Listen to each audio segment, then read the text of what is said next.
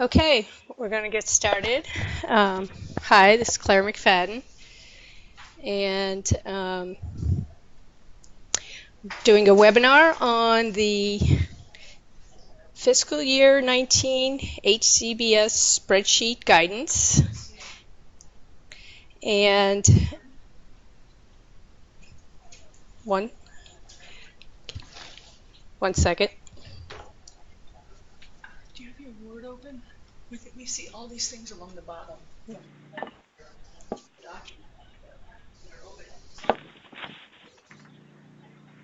Hello. Hello, we're just getting started. Okay, it's Allison and Julie from Washington County Mental Health. Okay, great. So we're going to start with introductions. This is Claire McFadden, the Developmental Disability Services Director. And so for this webinar, we are going to be reviewing the HCBS spreadsheet changes. And what I'm going to ask is that people mute their phones for now, all the participants, if you could just mute your phone or your speakers, and then we'll have an opportunity to unmute when it's time for questions. This is the agenda for today. I will give you more instructions on how to ask questions in this PowerPoint. We're going to review why the accuracy of the HCBS spreadsheet is important. I'm going to review the changes that have been made from last year.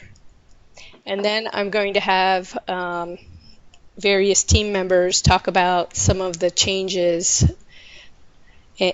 and also the clarification on things that haven't changed as well, and where we often see problems, and so that people can make sure they're doing the spreadsheets correctly.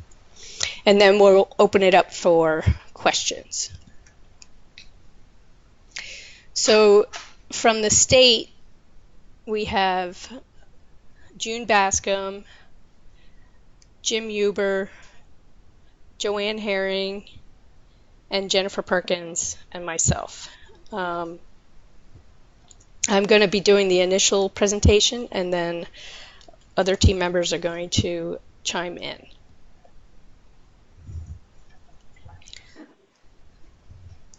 All right.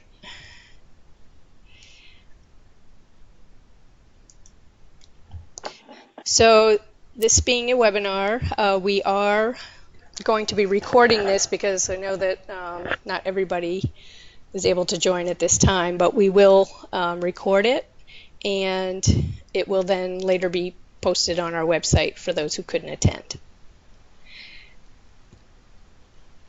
So as I'm doing the presentation, you'll see on the left-hand side of your screen there's a box, and this is where you'll be able to type in questions while you're on mute and any comments.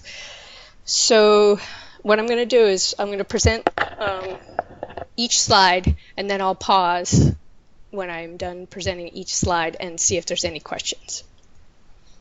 And we'll wait, and I'll read the question, and then we'll give you an answer. Then at the end, when we're all done with the presentation, we'll have everybody unmute, and that'll be a time when you can ask any additional questions that you have. And we'll see if that works. I'm not sure how many people are on the call, so if it becomes difficult, we'll go back to we'll have you type in that you want to ask a question, but we'll cross that bridge when we get to it.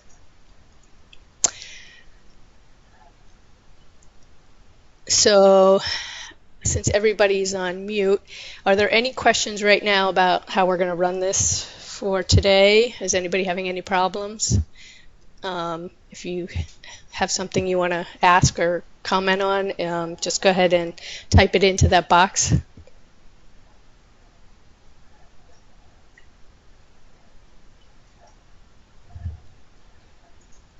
and it usually takes a minute to get something typed in. So I don't see anything, so I'm going to go ahead.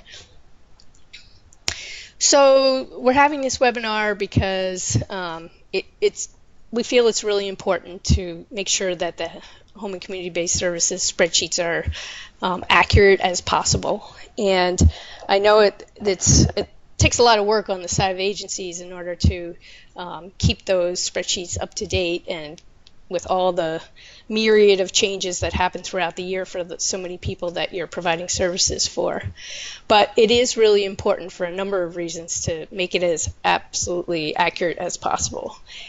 One of the main reasons is that this is your agency's authorization to bill for services. So these being Medicaid, federal and state funds, and it's really important that you're billing properly for the services that are provided to people.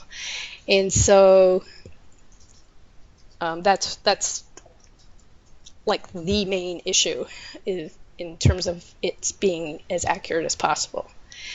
The other purpose that we use the spreadsheets for is, in particular, June Bascom does a lot of compiling of data that comes from these spreadsheets, and we use that information both for the DAIL and the Developmental Disability Services annual reports to the legislature. So we have to hand scrub a lot of information off of those spreadsheets in order to determine how much we're spending for services, how many people are in services, who gets what, and so forth and so on. And then we use a lot of that data for our reports. Another purpose is that we report out a lot of state data to national organizations, and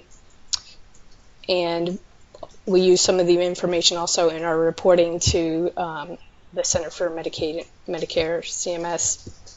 So it's important that we get those things accurate. The other thing that we use it for is in planning. We are able to look at how services are utilized, and that helps us understand what the important services are that people are utilizing and need, and how much money is going into the various service categories that we have. The other purpose is for auditing. There's a number of auditing procedures that happen. Our business office reviews your billing annually and looks to see that you're billing the proper service codes.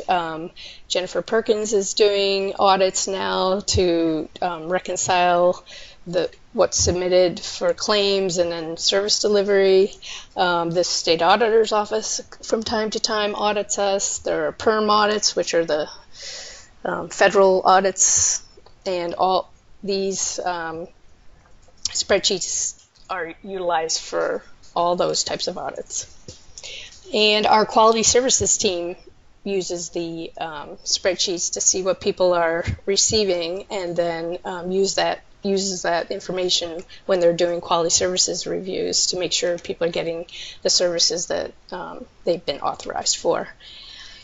And it's also the source of the authorized funding limits for individuals and their guardians, so that they know what their package of supports looks like, and how much service they're supposed to be getting, and the amount of money that they have available to them to access services. So it's really important to have the spreadsheets be as accurate as possible. And so that's why we're having this webinar today, so that we can give you some additional information about the changes that have been made from last year, so that you have an understanding of that, and then also to clarify some of the problem areas that we see. Okay, so I'll stop there. Are there any questions regarding this first slide?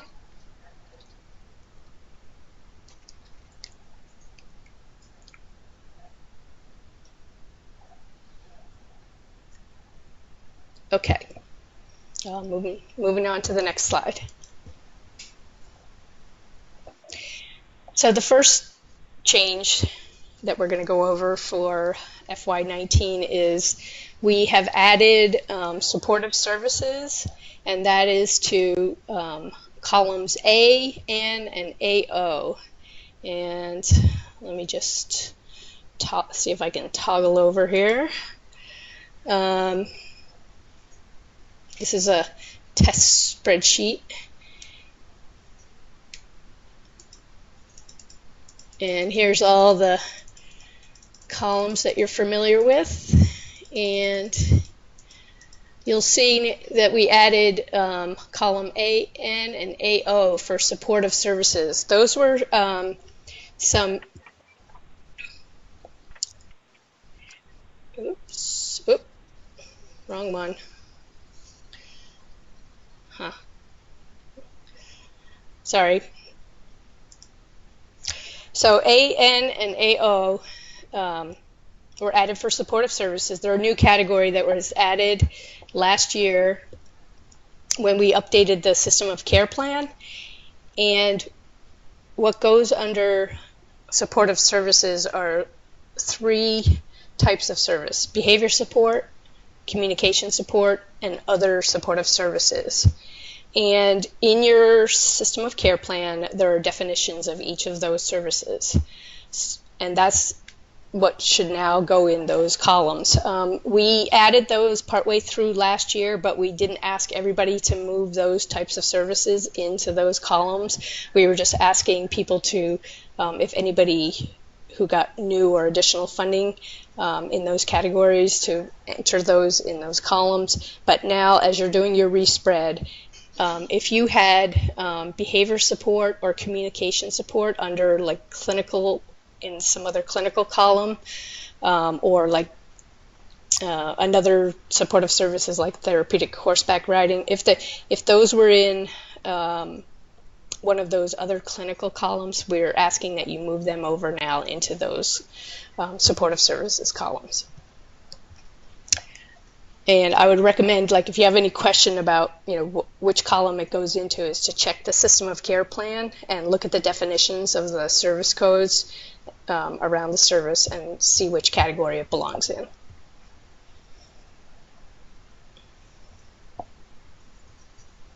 And if anybody who gets new funding gets supportive services, this is where you should enter it. And basically you're going to put the total number of units in AN and the total cost in AO. So I'll pause there and see if there are any questions.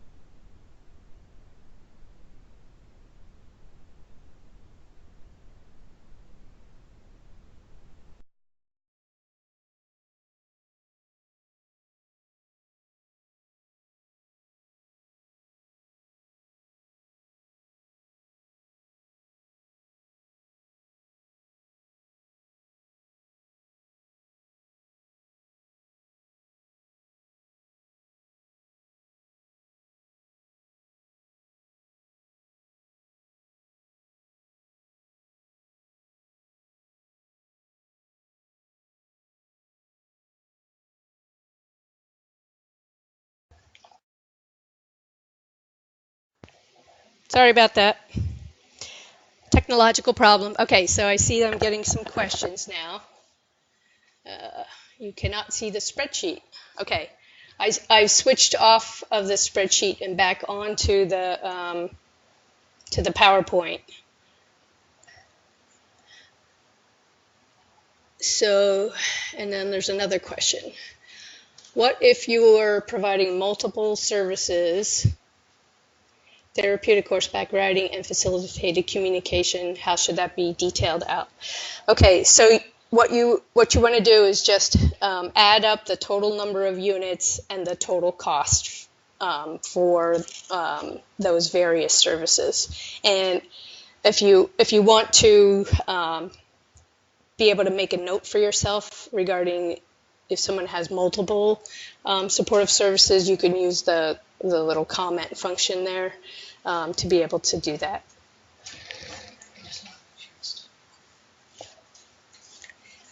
Okay. Any other questions?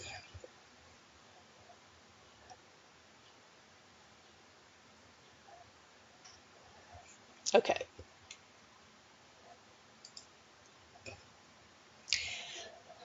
All right. The next category of change was that there's a new rate for facilitated communication that's provided by Harvey and Pascal from Washington County and Howard Center.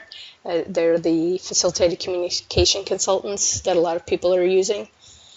And so there was a memo sent out recently showing that their rate for that service had gone up to $125 an hour. So, and this rate is based on just the actual services that are provided directly to individuals or their teams, but the rate includes any travel or associated costs. So when you're working with your agent, with your subcontract with Harvey and Pascal, you're not going to pay them directly for the time they spent traveling to your agency or back, or any other associated costs. Everything's included in the rate. So it's the units would be the amount of hours that they're actually with your teams or individuals. And again, facilitated communication, that would show up under supportive services. Any questions on this slide?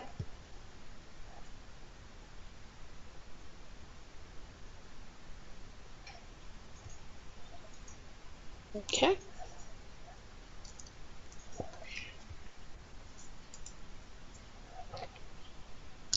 The next change you'll see is that we've added a column.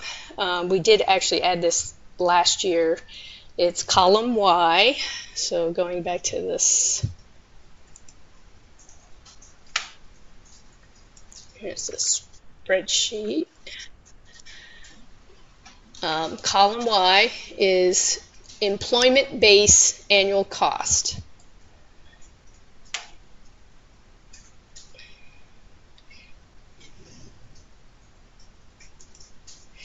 So what this column represents is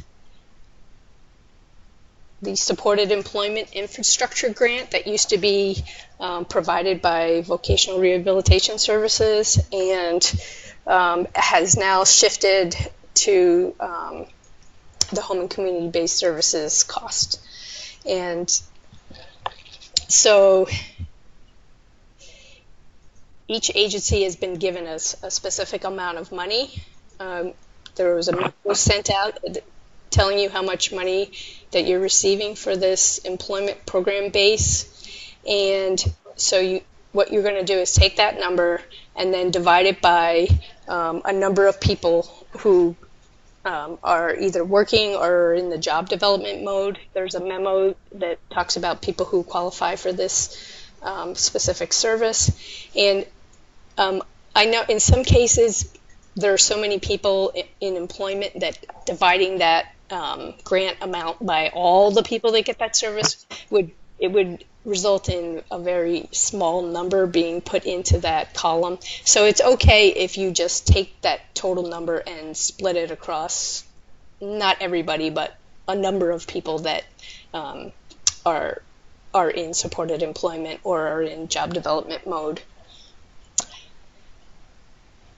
The thing to remember about this column is it is an infrastructure cost. It does not transfer between agencies. It's specific to an agency. So if somebody transfers from one agency to another, then it has to stay with the original agency. You also can't move that money to other areas of funding within the same person. If for some reason a person leaves your services, and they were assigned some of this infrastructure costs. What you want to do is take it out of their budget and move it to someone else who does receive it. I see that you cannot see the spreadsheets when I toggle over to them. It takes a minute. Hold on, I'm going to get some technical assistance from my person here. I'm going to put people on mute for 1 second.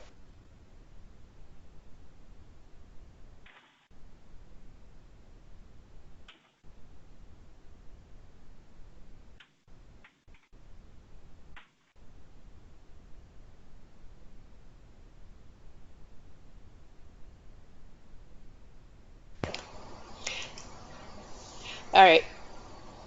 So, or do I have to pull it up? Can you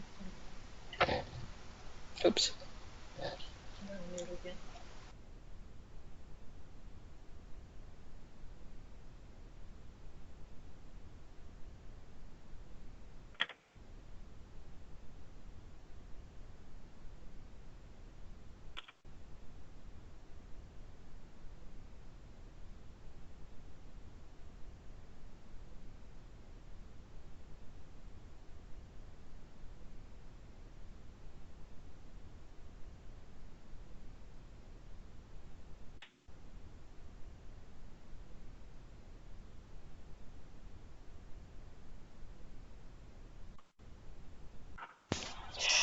Okay. So I assume that you're able to see it now. So again, it's right here, column Y, employment base, and then I see that you wouldn't have been able to see it before under when I was showing you the other column for supportive services, but here they are, AN and AO. Okay. Now I'm going to go back to the PowerPoint. Lisa.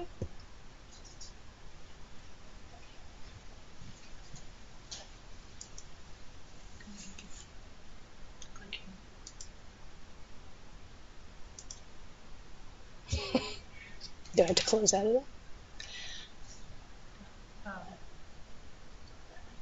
You can minimize. Just click here. Here. And manage Sure. content. And go back to Okay. It's not letting me.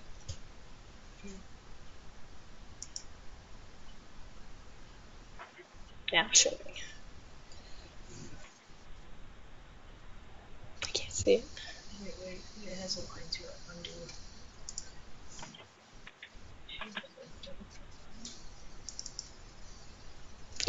Sorry, folks, I'm experiencing some technical difficulties. Let's see. Should I close?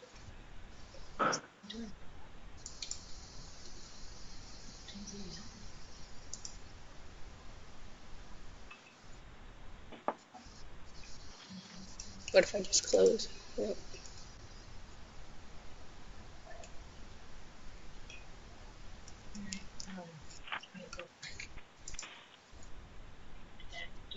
Share window. Right.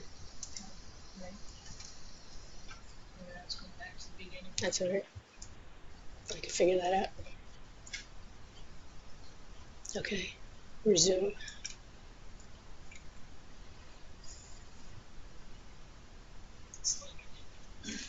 All right, I'm not playing the tag. So toggling back and forth between screens is not working out very well. So I'm not going to go back and forth between the two of them. Okay.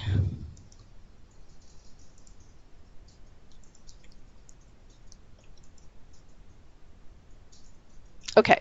So are there any questions about the employment program base? Okay, I see Carrie has a question. How are the employment infrastructure grant dollars funded? Are these subrecipient funds, do they run through DDSD? Okay, so we are now including what used to be direct grants, subrecipient grants from VR. We are now including in the home and community-based services, and so they're being paid for through this infrastructure column, and it adds those funds into your total daily rate for a person, and then you're just billing them down through your HCBS daily rate. Okay, they are no longer VR grant dollars. They are now waiver dollars. Yes.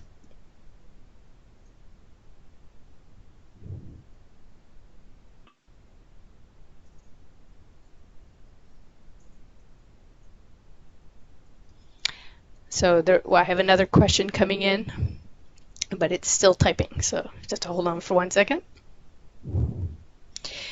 Is the amount listed on the beginning spreadsheet our allocation for FY19? Yes. Everybody got the same allocation as they got in FY18 is the same allocation for that supportive employment base amount is the same from for the last 2 years.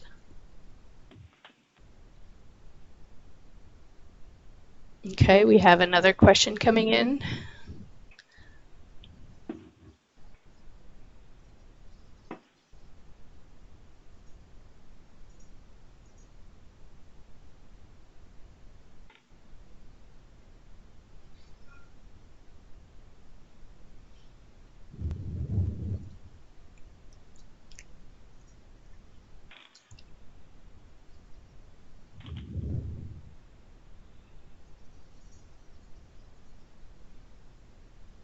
It just takes a minute to get.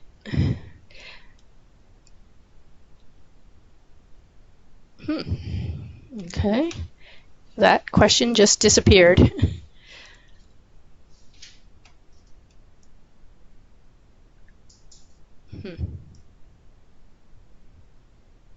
All right, I'll come back to that question. Oh, here it is.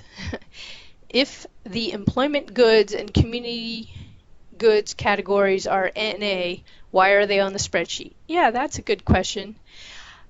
We just never decided to take those off in case we ever got around to a point where we might reactivate those columns, but yes, they're... Claire? Yes? This is June. I also want to add another reason is anytime there's an addition or subtraction of a column, it messes up the lettering, and formulas adapt, but we'd have to completely redo the manual. So they just go, what you said is correct in terms of reuse, but they also sort of go into hibernation, so we don't have to redo all the lettering in the manual and for everyone to get to know new columns. Yeah. Okay. Good. Are there any other questions on this slide? Okay. The next change is for columns AX and AY and relates to shared living hourly.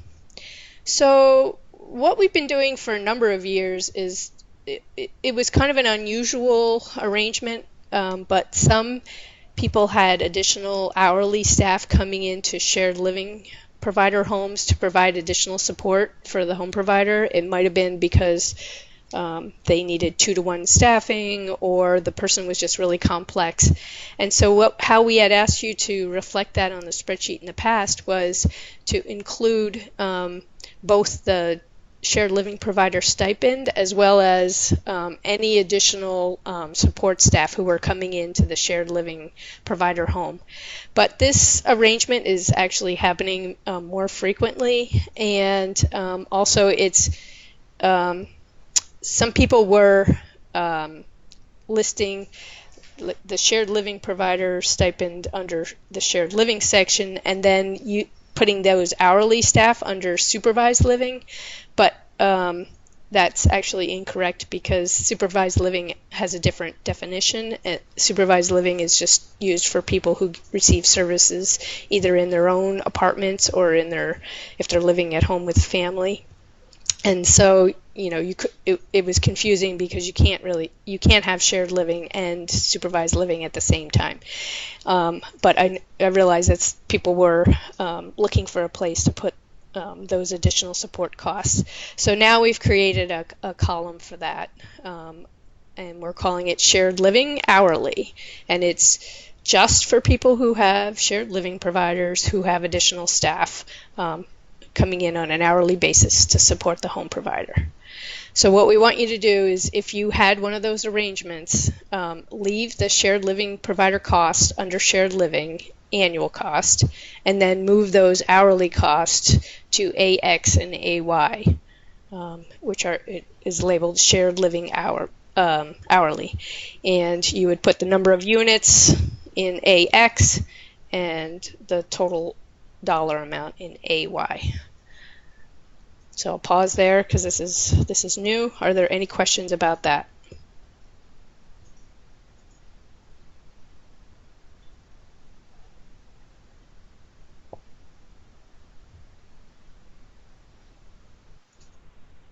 Okay, I don't see any questions coming in, so I'll move to the next slide, and if one pops up, I'll go back to it.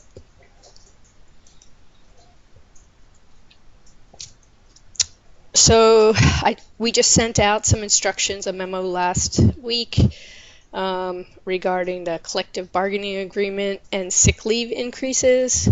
So the collective bargaining agreement relates to people who are independent support workers who are paid through ARIS.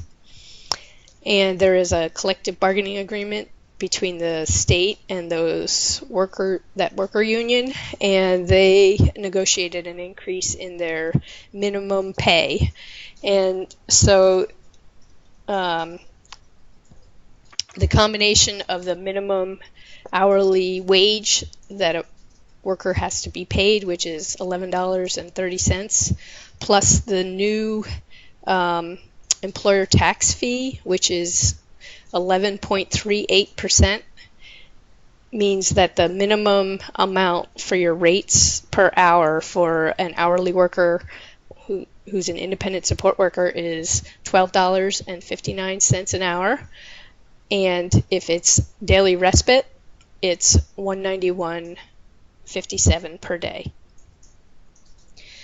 So we just sent you spreadsheets telling you how to add the funding that was allocated to cover this increase in costs for both sick leave and the collective bargaining agreement. And so for all the people that were getting an increase related to the collective bargaining agreement, we added in both the collective bargaining agreement increase and the sick leave increase. So you got your spreadsheets, and what you want to do is, if there were no changes to the units of service from the initial spreadsheet that you sent us back earlier this year, then you just add the amount of funds that we just appropriated that were sent back on the spreadsheet into the annual amount.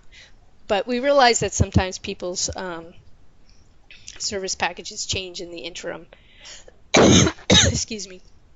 And what you're going to do is, if somebody's units have changed, then you just add the amount of funding that's required to stay in compliance with the minimum rates of $12.59 or $191.57. And so, if somebody's units changed up or down, and you have one person needed less and maybe someone else needed more, out of that total amount of CBA funds that we gave you, it's okay to move that around, but the end result needs to be that everybody's minimum rates are the 12.59 or 191 a day, 191.57 a day. So, and then the other thing is for the sick leave. Anybody who did not get a CBA increase, you use the money that we've appropriated for sick leave to increase your rates for those people who are already over the collective bargaining agreement minimums. Use the money that we gave you for sick leave to increase the employer tax rate up to 11.38%. And it was at 10.4 and it went up to 11.38. So one of the things we've noticed over the years when we've had these collective bargaining agreement increases is that when you're submitting your spreadsheets to us to tell us who needs an increase related to these collective bargaining agreements, sometimes you're showing rates that are below the current minimums.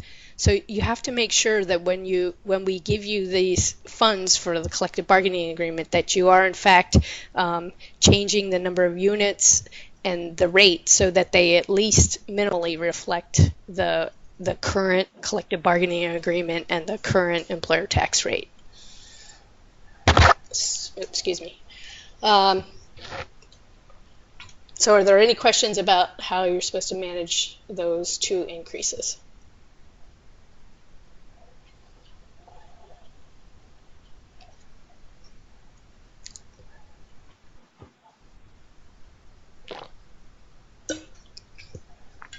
Okay.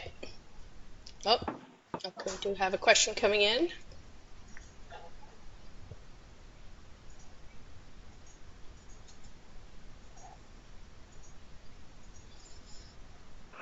If units need to be decreased, do appeal rights apply?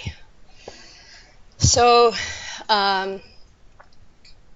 yes, if somebody is actually going to receive less services than they are currently receiving, you do have to give people their appeal rights. I mean, the alternative is when you do your respread, if there's unutilized funds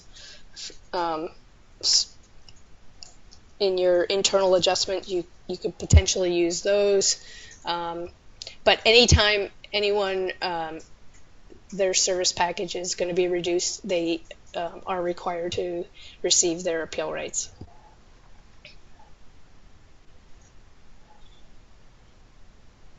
Okay. I do not see any additional questions right now, so I'm going to move to the next slide. This was clarification on column BH. What that column asks is does this person continue to be home and community-based services eligible? And just to clarify what that means, it basically you're verifying the same thing that you verified when somebody first came on to home and community-based services, and it's on those initial waiver forms. I think that we haven't updated that form, and it's still called DDS waiver form. But basically, what it asks you to verify on that form is whether the person continues to be Medicaid eligible, they continue to have an intellectual disability or an autism spectrum disorder, so they still have they're still clinically eligible, and that they also meet the ICF developmental disabilities level of care. And basically what that means is that they need an ongoing package of supports in order to not be institutionalized. And so, for example, occasionally we see things where the amount of service they're getting is dropped down so low that maybe the only thing they're getting is service coordination, and that's not somebody who needs home and community-based services. You can switch them over to targeted case management. And it's the HCBS is for people who need an ongoing packages of supports to remain and function well in the community. Are there any questions about that?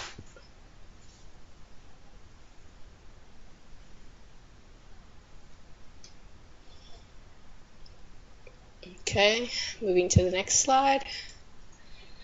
So we're doing things a little bit differently for people who have budgets over $200,000, and because we're adding a bunch of different increases to the budgets, our usual procedure is that anytime anybody's budget goes over $200,000, I would have to approve those in advance, but we're not going to do that if the reason that the person's budget is now popping up over 200,000 is because of the, like, for example, the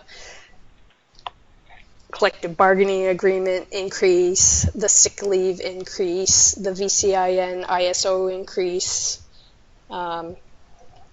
So if the only reason somebody's budget is popping up over 200 is because of those types of increases, it's okay. We're not going to have an additional approval process, and you can just go ahead and make those adjustments when you do respread.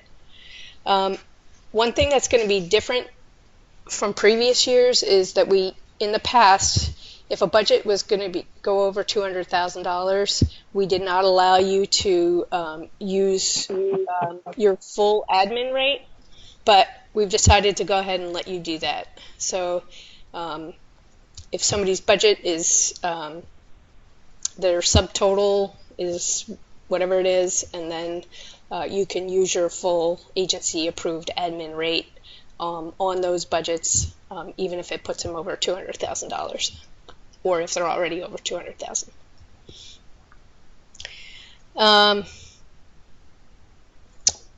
So the only time that where I'll have to specifically approve additional budgets that go over 200,000 are if when the rates are increasing due to increasing either your rates or you're increasing the amount of services somebody's providing. And then the bottom line is you cannot submit on your spreadsheets any budgets that are over the $300,000 cap. So that's the maximum. Are there any questions about that?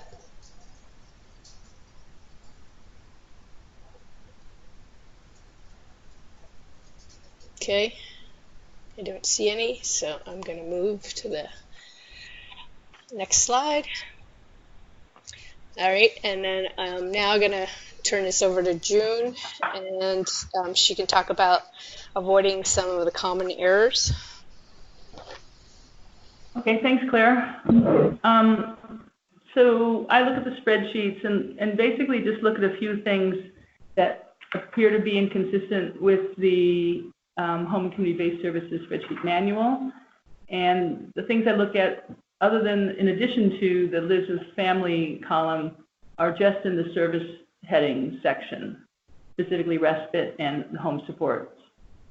So, and a couple of these things will be redundant on things that Claire has just talked about, so I'll go through it fairly quickly.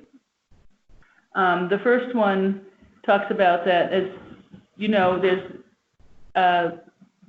if the person lives with a family member, there must be a yes or a Y, as the case may be, in the lives with family column at the front. And that's part of the demographic, so it either goes away or it's there. If you don't put no's, it only shows up in the first line. And so if there's a yes there, it means the person lives with a family. So therefore, if the person lives with a family is marked, it means that they cannot be in 24/7 home supports like staff living, group living, or shared living. And I think what happens, I mean, that's all pretty obvious to, I think, everybody. I think what happens is people forget to take the Y off when they have moved from a family setting to like a shared living provider setting. So that's just something to keep in mind. It's really important we have that right. Otherwise, one of the ways I use the data is to find out how much of our service dollars go to people who are getting family support. And so it would really artificially inflate that if we're including a lot of home provider allocations. Just as a note, and this goes with the Lives with Family column, and it's in the manual, that if the family member that somebody lives with is actually a paid home provider, such as a sibling or a grandparent, they would be considered, for this purpose, they would be considered to not be living with family. The next one talks about that if there cannot be more than one home support allocation.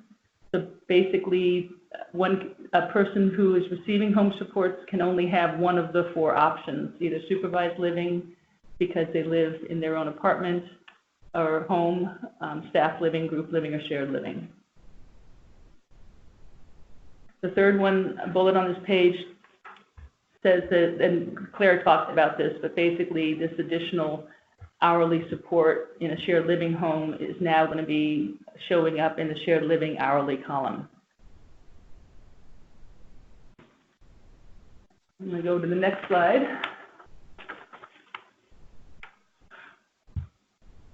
Top bullet talks about supervised living, and again, this is, I know most people know this, but it can only be used 2 different ways: when people are living with their family and they have additional paid hourly support in the home, and what people have often referred to that as in-home support, or when people live independently and have paid hourly supports to support them in, again, their own apartment, they're less than 24/7 support. And this is a hangover from decades ago when we were trying to do similar service definitions and service codes with the Division of Mental Health when we were in the same department. And we've never quite been able to extricate these into 2 separate columns, but it's really important we distinguish the difference between the 2. The next bullet talks about respite, and again, just a reminder, because this doesn't always happen, but it can only show up when a person can only have respite if they live with their family, and therefore I'd be looking for a yes in the Lives with Family column, or when a person lives with a home provider. Every so often, respite shows up for people who are living in a group home or in a staff living arrangement, or even if they're living in their own apartment, and that's not how the service definitions are worded. Well, I'll save this for the end. If the last one there is based on what I just said about respite, therefore there cannot be a respite allocation in any of those other living arrangements. And what I was about to say is, if people have questions about where something could go, and if you have already, the specialists are the best folks to talk to about that, Nikki and Melanie. But if there's still confusion, or you happen to be, I would just say ask the question. I'm happy to field those calls, but instead of just trying to figure out where it might go. And these are usually sorted out at funding committee, so that's usually where the clarification should be reached. And the only other thing I'm going to say is, if you have questions, is go look at the HCBS Spreadsheet Manual. It's really detailed, and if you have confusion about that, you can check with Joanne or check with myself. I think that's it. Thanks. All right. Does anybody have any questions for June? You want to type in any questions?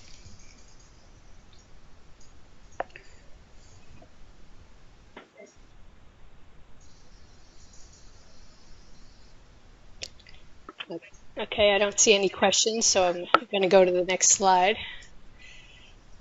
We'll ask Jennifer to unmute and talk about making sure the information is really clear. Hi, everybody. So I use these spreadsheets to do the audits and to reconcile the claims to the spreadsheets for the daily rates. So it's really important that what is happening is actually reflected accurately on the spreadsheets. So if you have embedded spread costs in a column, use the comment function to identify that for me so that when I'm looking at it, I'm able to reconcile the hours with the dollars. If the comments aren't in there, then it can really skew what it looks like the hourly rate is. Be really clear in columns BQ and BR what services has changed, the funding source, why the service was suspended, and if possible, try to include who you shifted the funds to if it's a direct shift from one person to the other. In general, try to tell the story if you can in the description of why the changes have been made in the spreadsheet. And then always try to ensure that the claims that are submitted match what the spreadsheet is that you're submitting to the business office every month.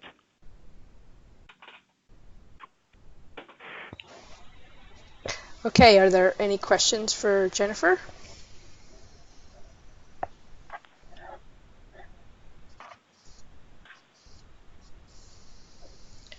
Okay, I don't see any, so we'll go to the next slide.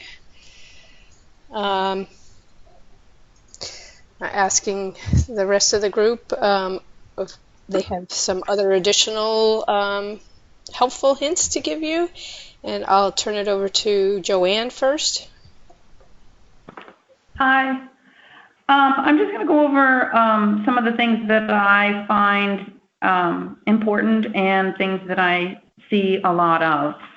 I can't stress how important it is for folks to use the My Approved spreadsheet as they're working for the next monthly submission, and that they should not be billing from anything other than the last approved spreadsheet.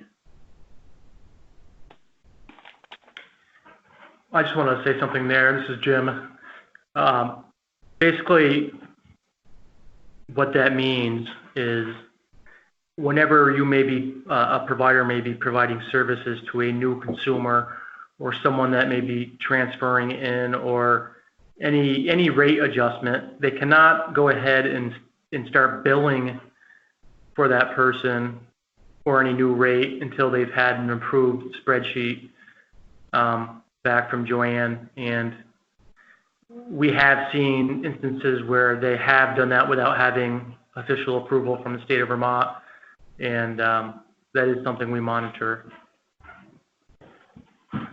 One of the next things that I noticed is you really should be looking at cell C4 on your spreadsheet, which shows your overall variance. And before you submit that to me, you should be making sure that it's no greater than 4,000 plus or minus. And as a note to yourself, if it is, that means that there's a problem within the spreadsheet. So you should try to go through and just check your dates, check your rates to see if you can find the problem before it gets to me. And I'd like to state the admin rule that was put into effect last fiscal year, that any funding that is returned to equity, not just some funding that was newly funded within the year, but just any funding that's returned to equity or public safety, you're supposed to give back 5% admin on that funding. And if a consumer terminates, you still give back 5% admin on that funding, but anything over that you get to keep to redistribute as admin costs to anybody that is newly funded, transferred in, to bring their admin rates up to your current agency admin. And I'd like to see that done throughout the course of the year instead of folks waiting until the end of the year to make all of those adjustments, because it tends to get crazy enough at the end of the year. When consumers terminate and they have more than one funding source, when you enter that termination, it should be entered on 2 separate lines, breaking out the funding sources so that they're returned to the proper source separately, because we track those internally as well. And making sure that the Social Security number that you enter on the spreadsheet matches the one on the eligibility form is key as well. Medicaid number. Yes, the Medicaid number.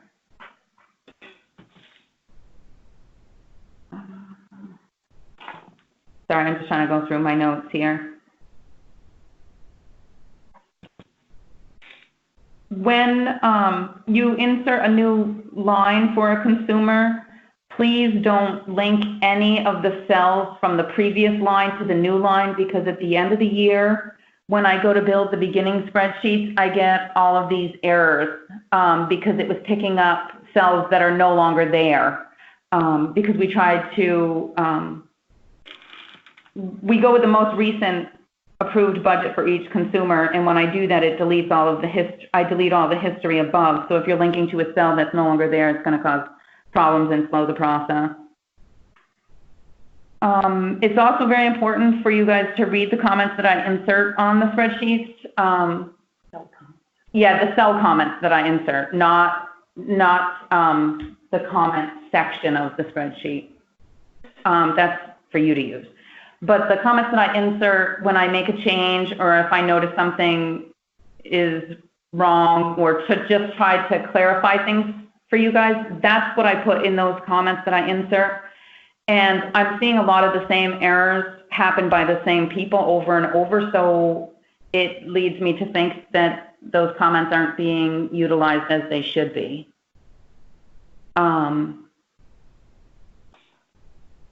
When adding a new line for a consumer, please make sure that you highlight that line so that I know that the entire line is new. And with that said, if you're making a change to an existing line, don't highlight the entire line. Just highlight the first cell in column A, and then whatever changes you make, so that I know that the entire line's not new, but I know that you made changes to a line, because I still need to approve those. When copying a line from, say somebody's doing a revenue internal adjustment, and you did one on a previous consumer, so you copy that line from that one and then insert it, and you just update the budget information. Please make sure that you delete any old comments, because they don't necessarily pertain to the line that you're adding, and they're comments from me that I didn't put on that line for that new consumer.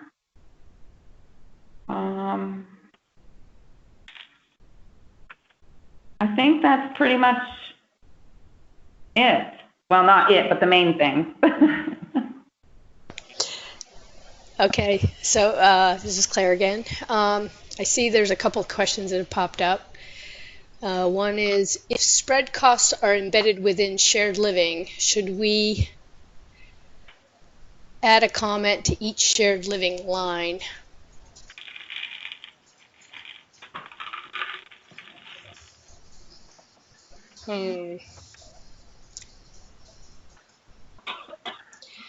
I would say the answer to that is yes. And then there was a question from Kara. Could you please talk about admin rates when consumers are transferring between agencies? So things, it works a little bit different when somebody's transferring back and forth between all the designated agencies and specialized service agencies and transition 2 for self-management. So the rule that Joanne talked about related to being able to keep the 5%, no, I know, not keep the 5%, but keep whatever's above 5%. That does not apply to when somebody's transferring back and forth between transition 2, either when they're coming in or when they're going out. So if somebody is going from a designated agency or specialized services agency, their full admin rate goes with them. And then when a person comes back from transition 2, the same thing happens. So, are there any more questions on things that Joanne or Jim said, or anything that any of the group has commented on?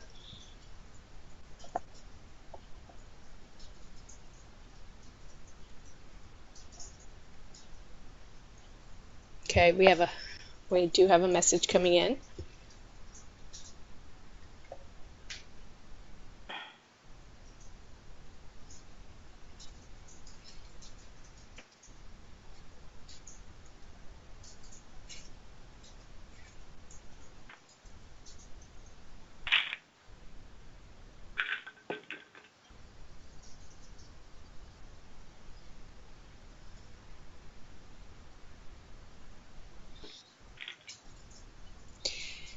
Is transferring all admin when a client transfers new? In the past, I thought we only sent 5%.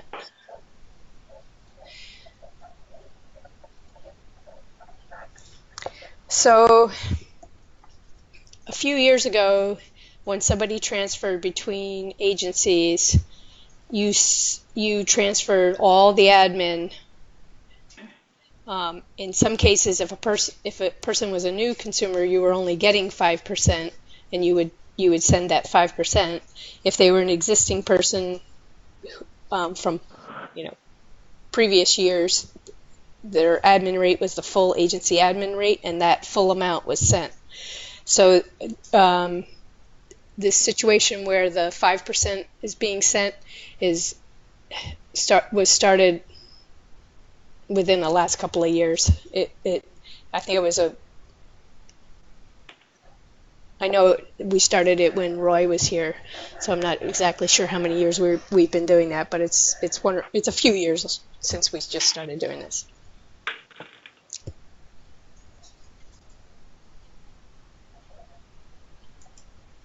Okay, so I'm going to just open up the floor, and if people want to unmute and ask any question, you can go ahead and do that. Claire, this is June. Yep. Claire, this is June. There was something else that I didn't know whether somebody was going to mention around when people are living with their family and they've gone to equity and gotten funding for a shared living provider, and the agencies fervently trying to find a good match, a good home. I think what sometimes happens is that allocation goes live into the spreadsheet where it should actually be suspended until the person has a home and moves. So I do see that intermittently, and possibly it happens more than I know about. I just look at it at the end of the year. So I think that, am I correct there, Claire? Yeah, I mean, sometimes that happens, but basically, if somebody's gotten new funding for a home provider, but they haven't moved yet, you can reflect that additional resource on your spreadsheet, but then immediately suspend it until the actual home has found and the person's moved into it.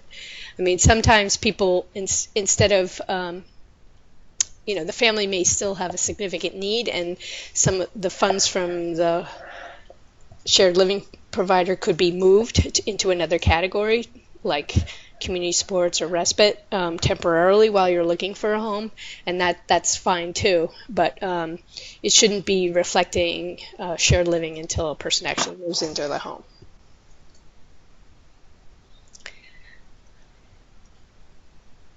Okay, so are there any other questions? And feel free to unmute and ask your question.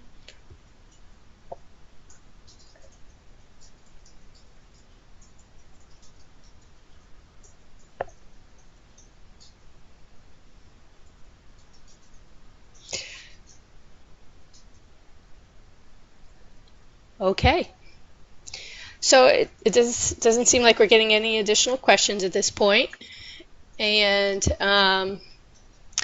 we're just a little bit over our time, so I think we will end here. Again, feel free to tap any of us as resources if you have questions after this webinar. The specialists are a good resource. You can send questions to Joanne and or myself, or any of us on the team, and we surely would be able to answer your questions. And again, this webinar is going to be taped, and we'll post it on our website for later use. And thank you. Alrighty. Yes, we'll send out the PowerPoint. Any last other comments? Okay. And we will now stop. Thank you very much.